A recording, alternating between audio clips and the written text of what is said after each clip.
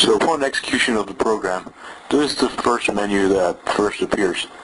Now, an experimenter that wants to create a new test can access the test creation feature by clicking on Create or Edit Tests, create a test, and basically that should open up the test creation feature. Now from here, the experimenter can either create a new test or load up a pre-existing test which has been previously created using this test creation feature. So let's create a new test.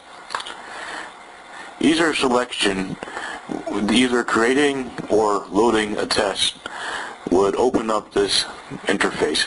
Now this interface is divided into three sections. We have our workspace.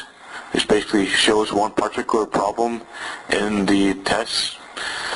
We have our navigation bar, which the experimenter can use to navigate from one session to the other in a test, or to navigate from one problem to another in a particular session in the test. And last but not least, we have the image gallery, which basically displays all the images which are available for use for our samples and comparisons in each problem. Upon creating a new test, we basically have a blank test with one problem, one blank problem, which consists of one sample and two comparisons. One comparison, the green box, is the correct comparison, and the other one, the red box, is the incorrect comparison. Now the whole idea is basically to fill these boxes with one of those images in the image gallery. To do this, we basically select the desired slot. It could either be a sample or a comparison. So let's select the sample. Let's say we want to insert this image right here, and to insert it in, we basically click the insert button down here, and that basically inserts it right in here. And we can do the same for the comparisons here, basically like that. Yeah. Now, this is just one problem. If we want to insert another problem in this session, we go to Insert and we click New Problem right here, and that basically creates a new problem. It appends this session with one extra problem, and the problem is blank, just like the first one before. And same thing applies. Basically, to insert into the sample, insert images into the sample and comparisons, we select the slot, select the desired image from the image gallery, and we click Insert.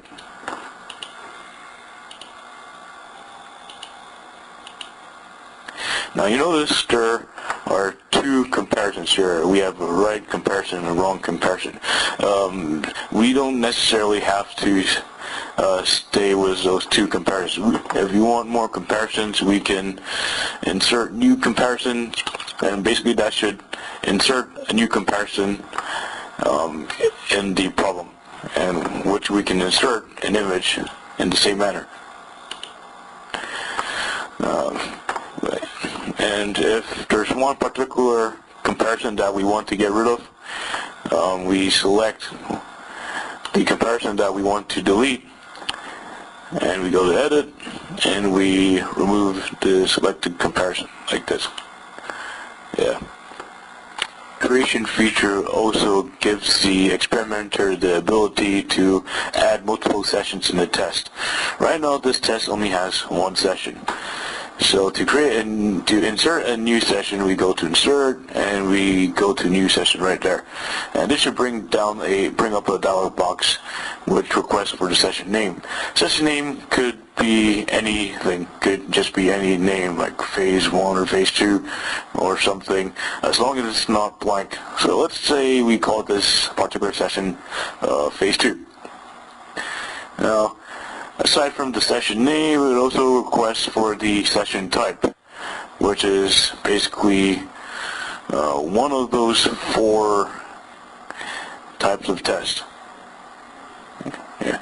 Let's say we choose this test to be arbitrary matching. Yeah, that's right. And to create a new test, we just click OK. And basically that should create a new session in the test, and it should appear right there, phase 2. And the new session basically a new session was one problem, and the problem was blank. So let's zip through this. Basically inserting images into the sample and comparisons in the same way as before.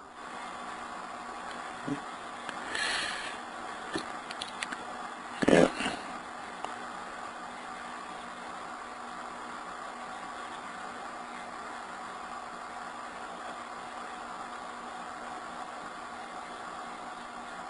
So as mentioned before, the navigation bar over here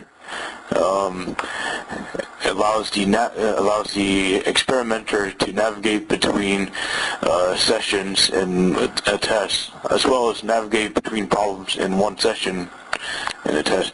So right now we are in phase 2. Right here we have a list of all the sessions we have created in this particular test. So if we want to go back to new session or any other session that we've created, we basically select one of the sessions listed in this list. So if we go to new sessions, we just select new sessions, and that should take us back to our previous session. Yeah. And navigating through problems is basically a matter of just selecting one of those. So right now we're in problem 1. If we want to go to problem number 2 right here, we just click on it, and it will take us to problem number 2. So to sum up so far, we could add problems, we could add comparisons in a problem, we can remove comparisons in the problem, we can add new session. What I forgot to mention is we could also remove the current problem that we are on right now, and we can even remove sessions. The test creation feature also allows the experimenter to set his own settings for the test. So we click here, there are the different kind of settings that the experimenter can set. One of them is the problem settings, which is basically the setting for one particular problem. In this case, this is the setting for this problem that we're currently on. So in the problem setting, the experimenter can select between match to sample, which is basically after clicking on the sample, the comparisons will appear without the sample disappearing. And you also have delayed match to sample, which is basically after selecting the sample disappears, and then the comparisons appear. So let's set this to match to sample. We also have our session settings, which is setting for the current session, for one particular session. In this particular dialog box, we could change the name of the session. Let's name this phase 1. We can even change the type of test this, type of session type is. Stick with session. And we can choose whether to show the progress bar when the subject is taking the test, or whether this particular session is a reward phase, which is basically a session which rewards tokens. So let's leave it as not being a reward phase. So basically it's not going to be rewarding tokens. Yeah. Other settings would be the token board.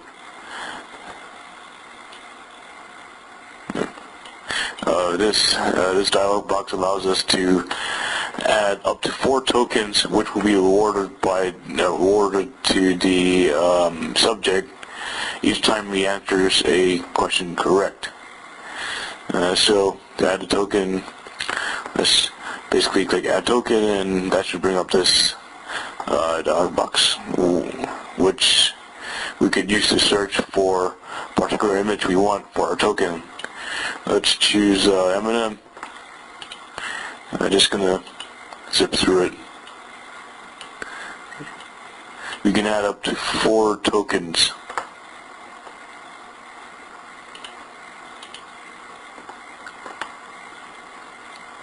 Alright. Other settings also are the delay settings, which is basically setting the delays between clicking the sample and the comparisons appearing, and also the delay that occurs after the subject has answered a particular problem. So we can set it to 1.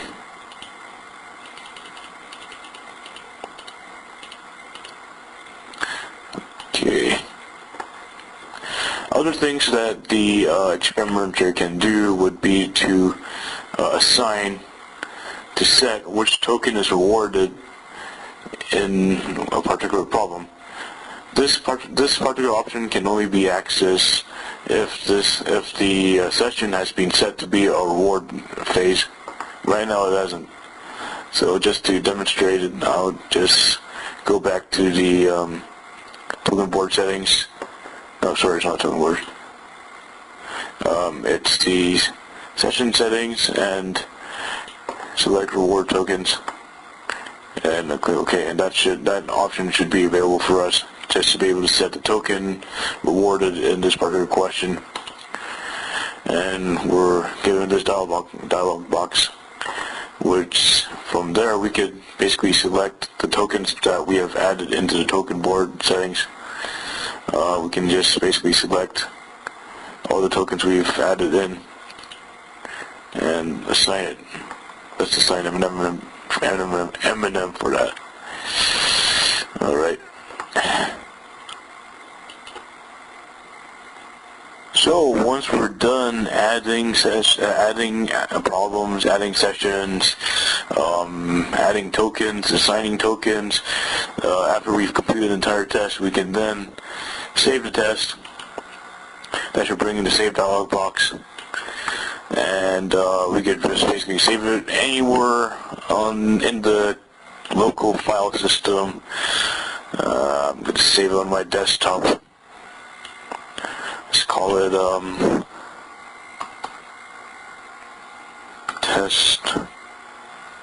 test 2. Save it, and yeah.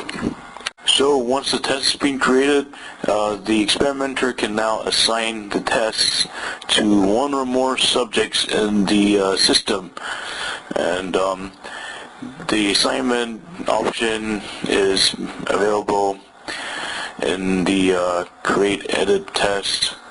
Experimenter can access this by clicking add or edit subjects, and that should bring up a new dialog box right here.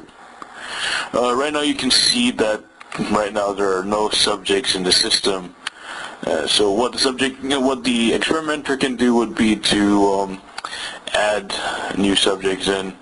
So we're to add a subject in right now. Just add in any name. It would accept any name as long as it's not an empty text. Just put in my name, and that basically puts me in the system. Then, once the subject's been added to the system, you can then assign a test by clicking the Assign Test button, and that basically brings a dialog box which you can search for test files which are saved in XML format.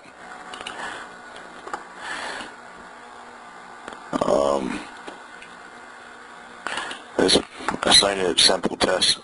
This is basically a test which I've created previously as a test case.